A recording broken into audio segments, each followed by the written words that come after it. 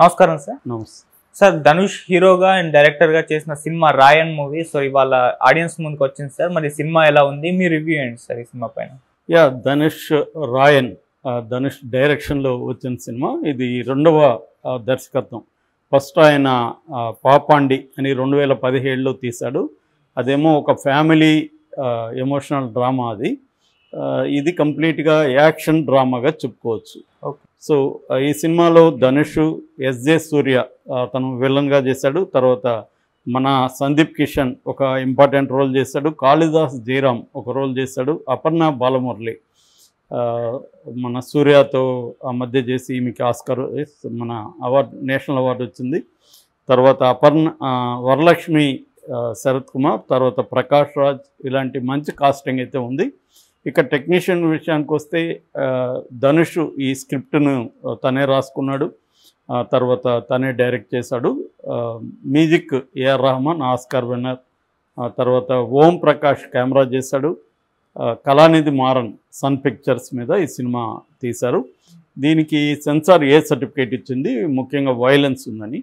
So బేసిక్గా కథ విషయానికి వస్తే వడ చెన్నై అంటారు. తమిళనాడు అంటే చెన్నై ఉంది కదా, చెన్నైలో వడ చెన్నై అంటే నార్త్ చెన్నై అన్నమాట.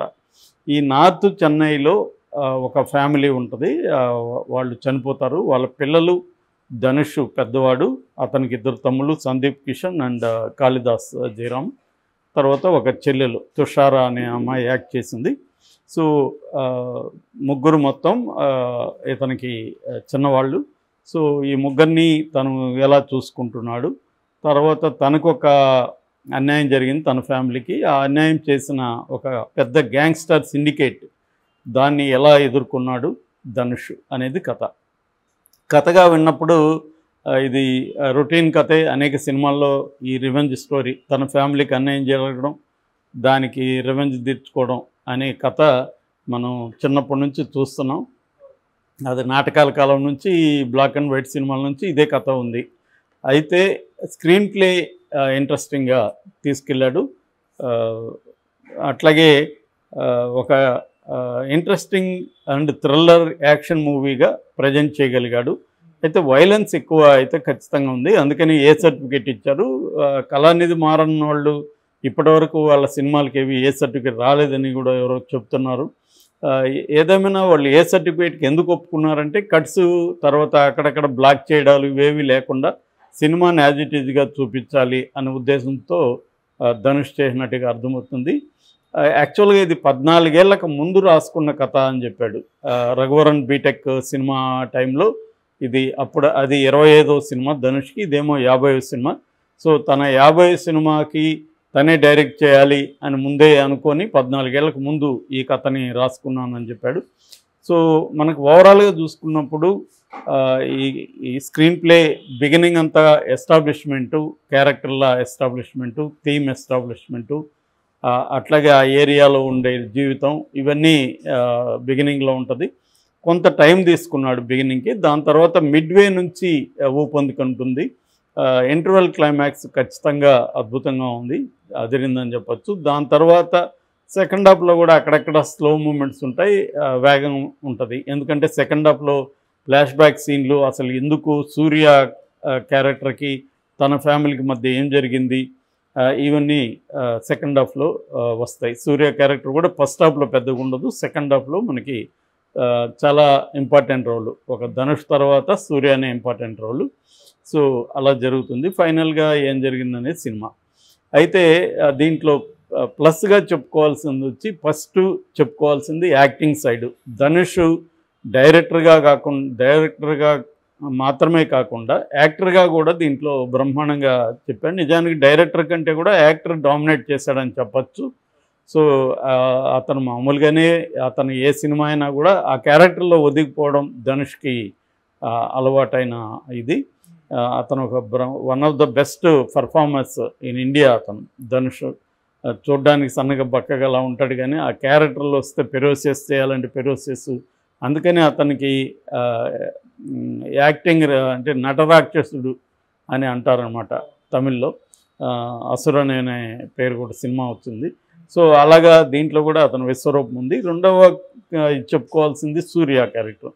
సూర్య మనకి ఎస్జే సూర్య ఒక మంచి డైరెక్టర్ యాక్చువల్గా, తర్వాత విలన్గా మారిపోయాడు. జనరల్గా అతని స్టైల్ ఏంటంటే లౌడ్గా ఉంటుంది యాక్టింగ్, ప్లస్ కామిక్ టచ్ ఉంటుంది.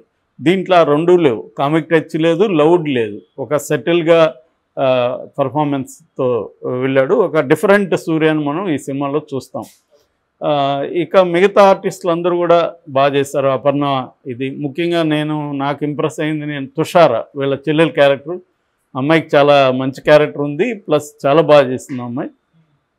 ఎవరంటే వాళ్ళు చేసే క్యారెక్టర్ కూడా కాదు అది.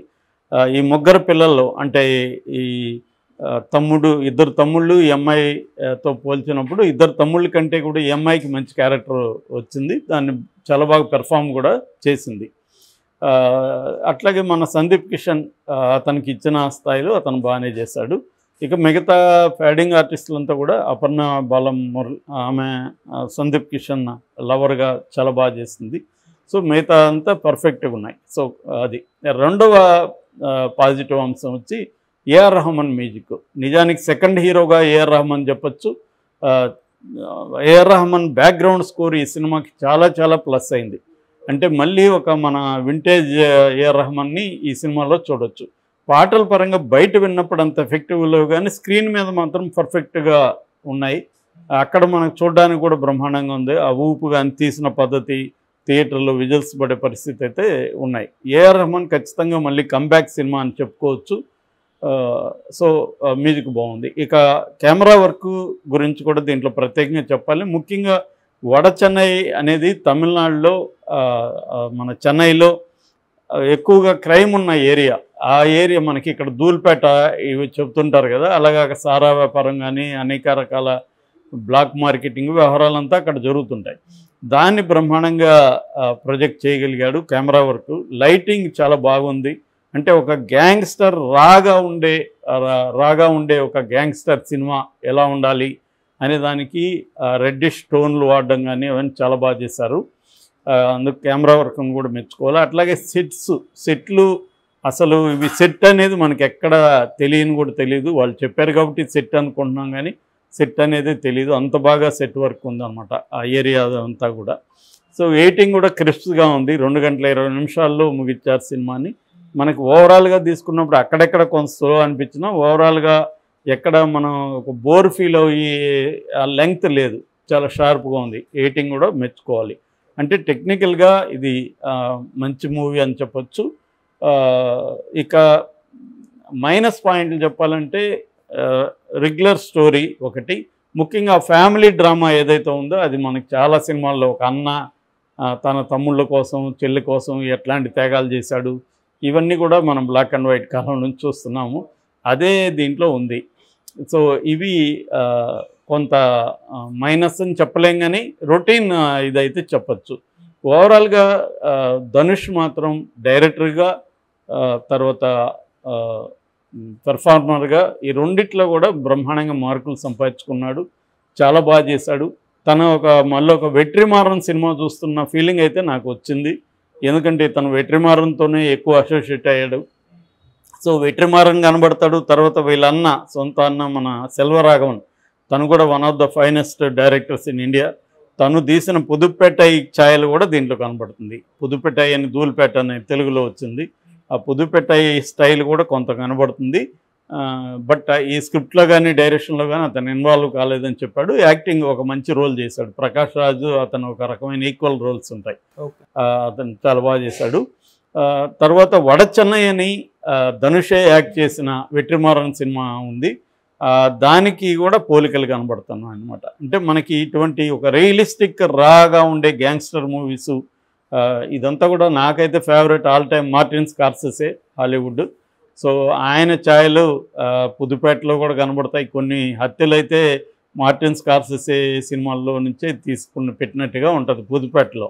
అట్లాంటిది దీంట్లో కూడా ఉంది. ఆ మార్టిన్ స్కార్సెసే ఉన్నాయి. గ్యాంగ్స్ ఆఫ్ ఓసియాపూర్ ఇవన్నీ కనిపిస్తుంటాయి. అంటే జనరల్గా ఇటువంటి ఒక రాగా ఉండే గ్యాంగ్స్టర్ మూవీలో ఉండే లక్షణాలన్నీ దీంట్లో ఉన్నాయి. సో అయితే ఖచ్చితంగా ఇది అడల్ట్స్ 18 ఏళ్ళు పైబడిన ప్రతి ఒక్కరూ చూడాల్సిన సినిమా. ముఖ్యంగా యాక్షన్ సినిమా లవర్స్కి ఇది పండగ అని చెప్పచ్చు. సినిమా చాలా విజువల్గా చాలా బాగుంది, ఎక్కడ బోర్ కొట్టదు. సో ధనుష్ దీన్ని ఒక డైరెక్టర్గా, ఒక హీరోగా, ఒక మాస్ ఎంటర్టైన్మెంట్, ఒక డిఫరెంట్ మాస్ అంటే లౌడ్ అండ్ ఇదిగా ఉండదు. తమిళ్లో ఉండే వెట్రిమారన్ కైండ్ ఆఫ్ సినిమాలు నచ్చే వాళ్ళకి, ఇంటెన్సిఫైడ్ సినిమాలు నచ్చే వాళ్ళకి ఖచ్చితంగా ఇది నచ్చుతుంది. థియేటర్లో ఒక మంచి అనుభవం అని చెప్పచ్చు ఈ సినిమా చూడడం. నా రేటింగ్ 2.75 out of 5.